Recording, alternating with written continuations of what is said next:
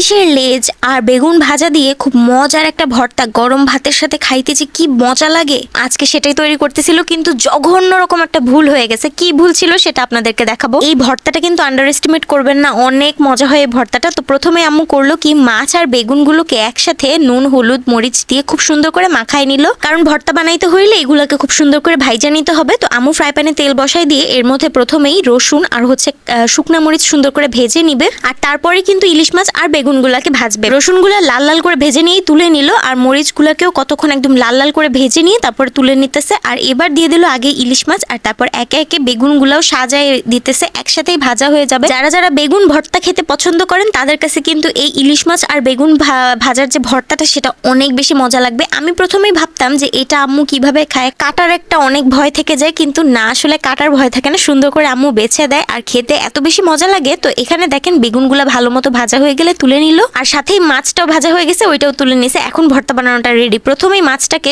চামচ দিয়ে সুন্দর করে চটকায় নিতেছে, তাহলে হবে কি কাটাগুলো বেছে নিতে সুবিধা হয়। আপনারা চাইলে কিন্তু এই ইলিশ মাছের লেজটাকে হাম্বল দিতে একদম পিষে পিষে ভর্তা বানায় ফেলতে পারেন, এটা অনেকেই পারে, কিন্তু আম্মু করতে চাচ্ছে না, কারণ এটা তো অনেক শক্তি লাগে। তাই আম্মু সফট ভাবে হাত দিয়ে এই কাটাগুলো বেছে নিছে, আর তারপর শুকনা মরিচ রসুন আর লবণ খুব সুন্দর করে মিক্স করে চটকে নিতেছে, আর তারপর দিয়ে দিবে আমাদের এই বেগুনগুলা আগে সুন্দর করে ভর্তা বানায়, তারপর ইলিশ মাছটা মিক্স করতে হবে। আচ্ছা, এই ভর্তার মধ্যে আমরা জঘন্য রকমের একটা ভুল করছি, কিন্তু তারপর ভর্তাটা এত বেশি মজা হয়েছে খাইতে, আর এই ভুলটা আমরা রিয়েলাইজ করছি খাইতে বসার সময়। এর আগে ভর্তা বানানোর টাইমে একদমই মাথায় আসে নাই যে এটা ভুল হচ্ছে। তো এই যে দেখতে পাচ্ছেন আম্মু ইলিশ মাছটাকেও খুব সুন্দর করে মিক্স করে দিল, এখন একদম চটকা একটু মজার একটা ভর্তা বানায় ফেলতেছে। এই পর্যায়ে কিন্তু সরিষার তেলটাও মিক্স করতে হবে, ভর্তা তো আর সরিষার তেল ছাড়া বানানো যাবে না।